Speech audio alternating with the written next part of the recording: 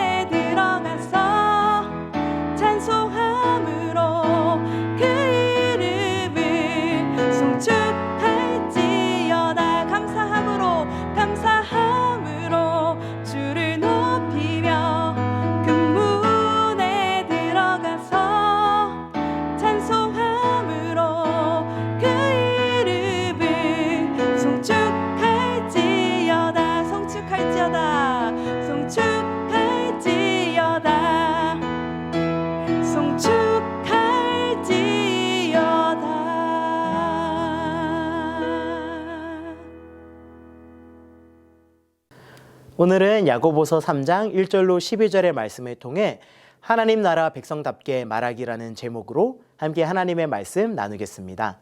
제3장 내 형제들아 너희는 선생된 우리가 더 큰 심판을 받을 줄 알고 선생이 많이 되지 말라. 우리가 다 실수가 많으니 만일 말에 실수가 없는 자라면 곧 온전한 사람이라. 능히 온몸도 굴레 씌우리라.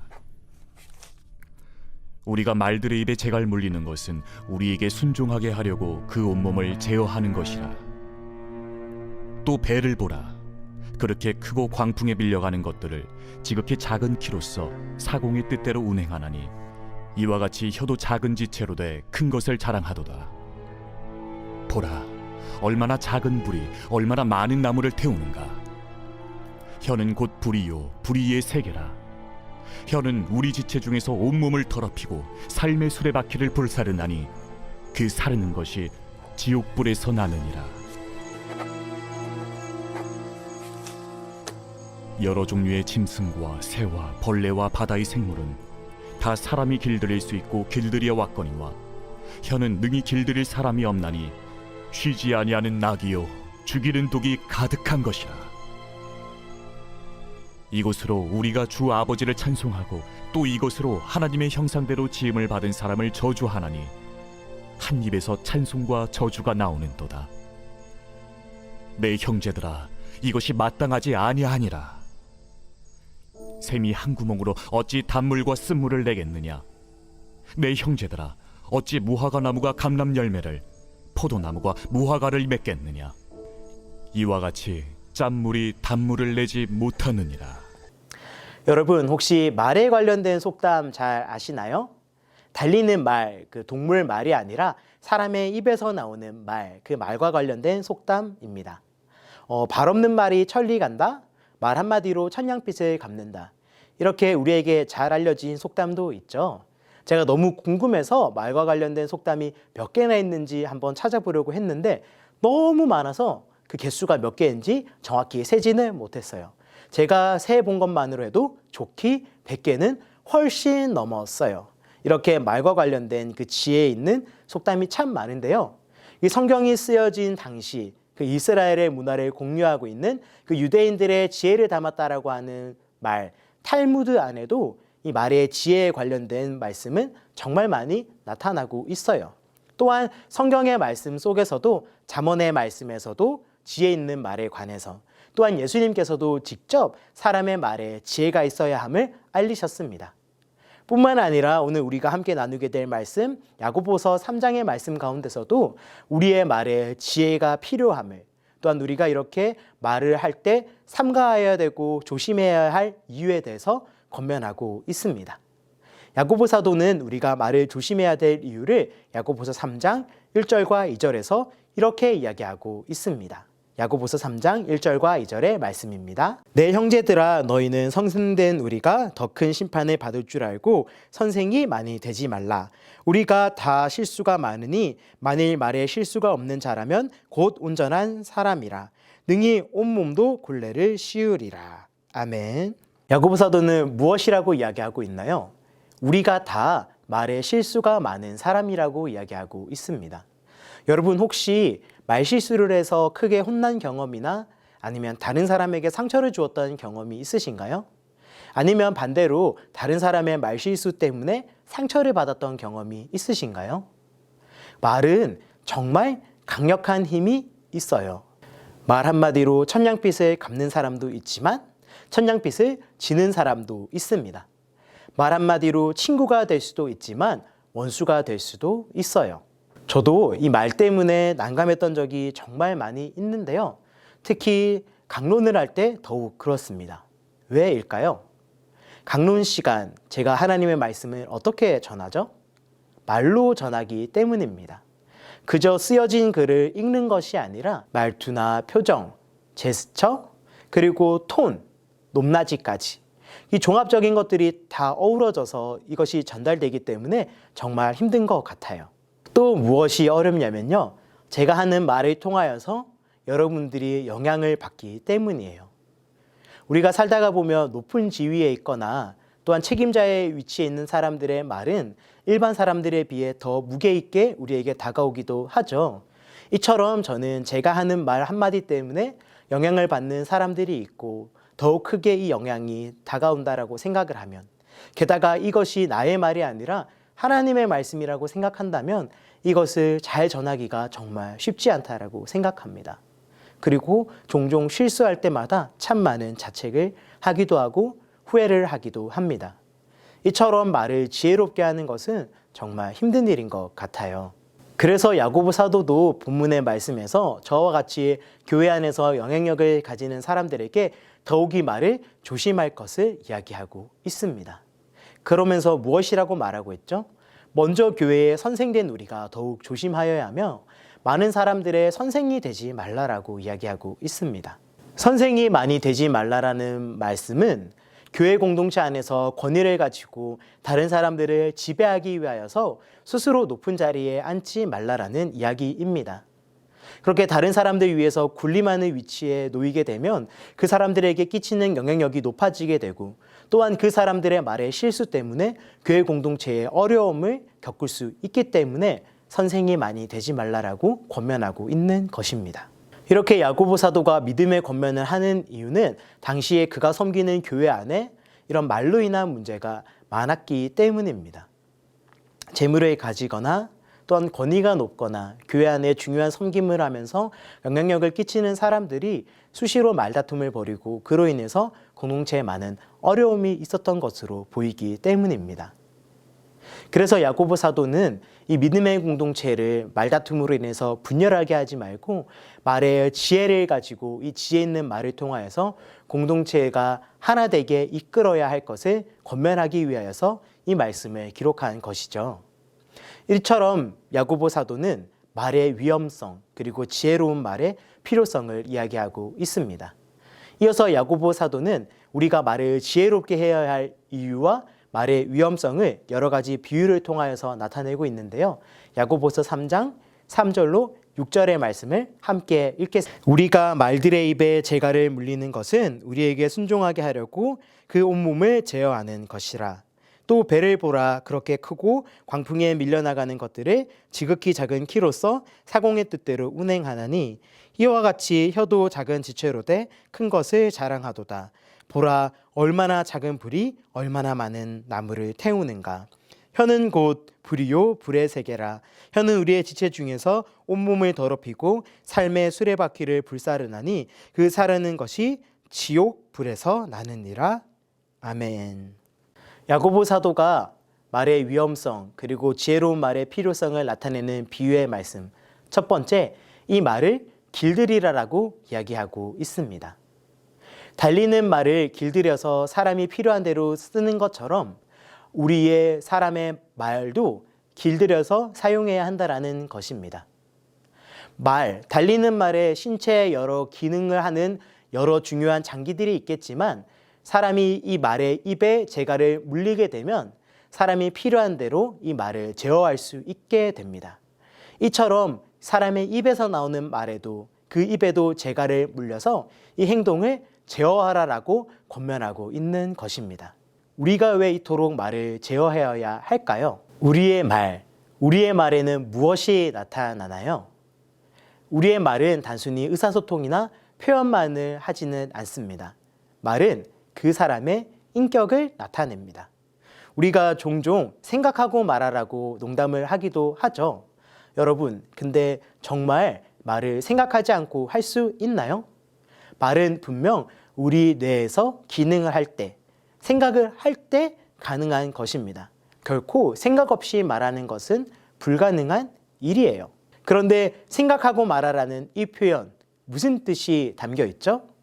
신중하게 그 상황을 고민해보고 적절하게 때에 맞는 말을 하라라는 뜻입니다. 만일 우리가 이 말을 제어하지 않고 적절하지 않은 때에 적절하지 않은 말을 하게 되면 그렇게 말실수를 하게 되면 다른 사람에게 상처를 줄 수도 있기 때문이죠. 또한 이 말은 그 사람의 인격이라고 했습니다. 이 말은 결코 생각 없이 나올 수 없어요.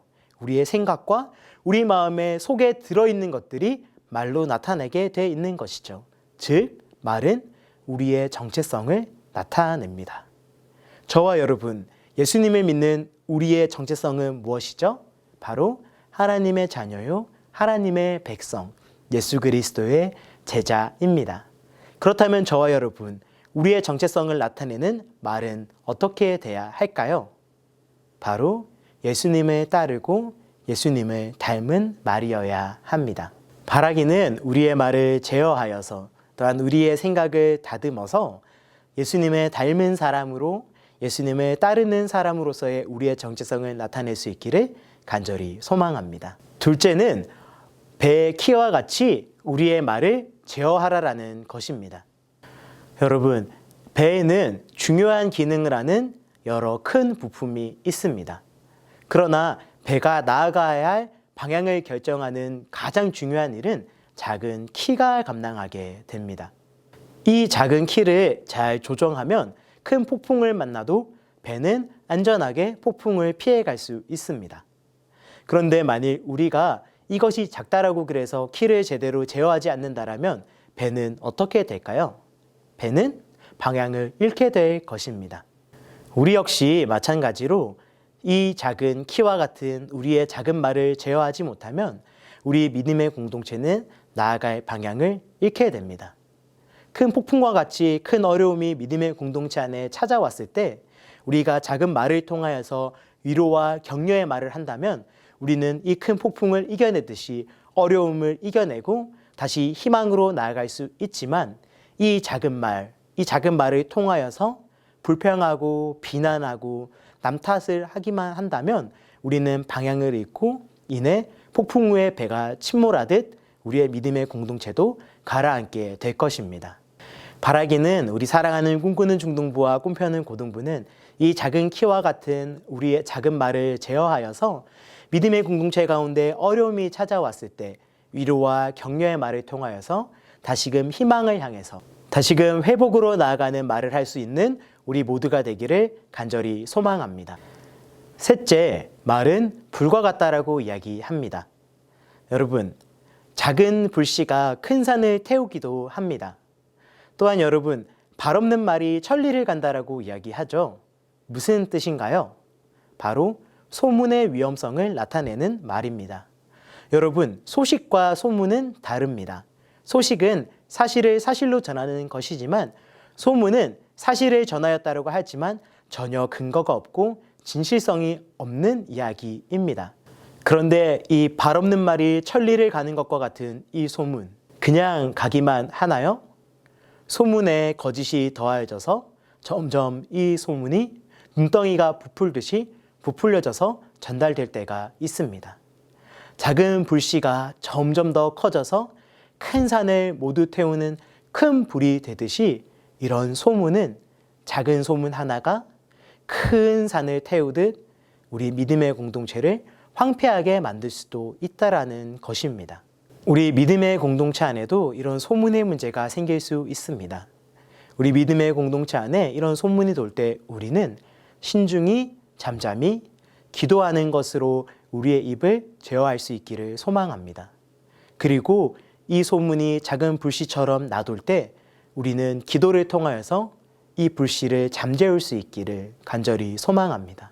작은 불씨가 큰 산을 태워버리는 것은 순식간이지만 다시금 그 산을 푸르게 만들기 위하여서는 얼마의 시간과 얼마의 노력이 필요할지 모릅니다.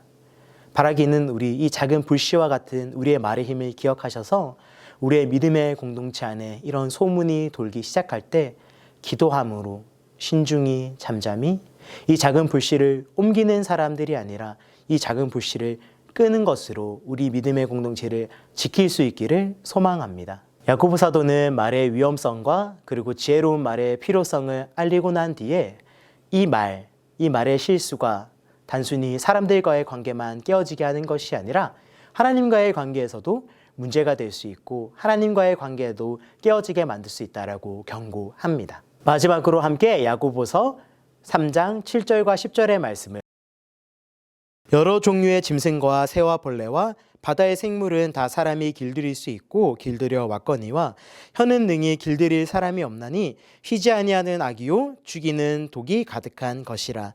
이것으로 우리가 주 아버지를 찬송하고 또 이것으로 하나님의 형상대로 지음을 받은 사람을 저주하나니 한 입에서 찬송과 저주가 나오는도다. 내 형제들아 이것이 마땅하지 아니하니라. 아멘. 우리가 하나님을 찬송하는 입으로 다른 사람을 저주하는 말이 나올 수도 없고 또한 나와서도 안 된다라고 이야기하고 있습니다. 여러분, 앞서 말씀드렸죠? 말은 무엇이라고요? 바로 우리의 인격이요, 우리의 정체성입니다. 우리의 정체성, 하나님의 자녀요, 하나님의 백성으로 하나님을 찬양하는 사람들입니다. 이런 우리의 믿음의 정체성을 가지고 하나님을 찬양하는 입에서 다른 사람을 저주하는 말이 나올 수도 없고 나와서도 안 된다라는 것입니다. 하나님의 사랑이 우리 속에 있다면 마땅히 우리의 입으로 나오는 말 역시 하나님의 사랑을 나타내는 말이 되어야 할 것입니다. 예수님께서도 사람의 입으로 들어가는 것이 더러운 것이 아니라 사람의 입에서 나오는 것이 더러운 것이라고 이야기하셨습니다.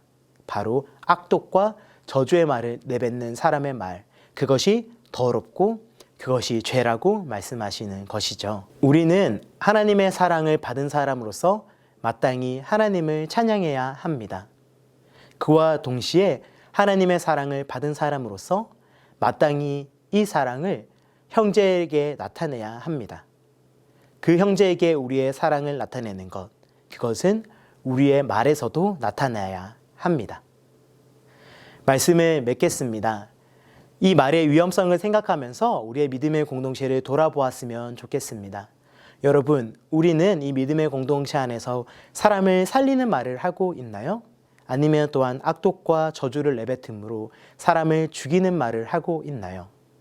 바라기는 우리 믿음의 공동체, 사랑을 꿈꾸는 중등부와 꿈꾸는 고등부 모든 여러분들은 이 말의 위험성을 알아서 이 말을 제어하고 이 작은 키와 같은 우리의 말을 제어함으로 우리 믿음의 공동체가 다시금 희망과 회복으로 나갈 수 있기를, 또한 우리 믿음의 공동체 안에 작은 불씨와 같은 소문을 옮기는 것이 아니라 기도함으로 잠잠히 이 불씨를 꺼트릴 수 있는 사람이 되기를 간절히 소망합니다.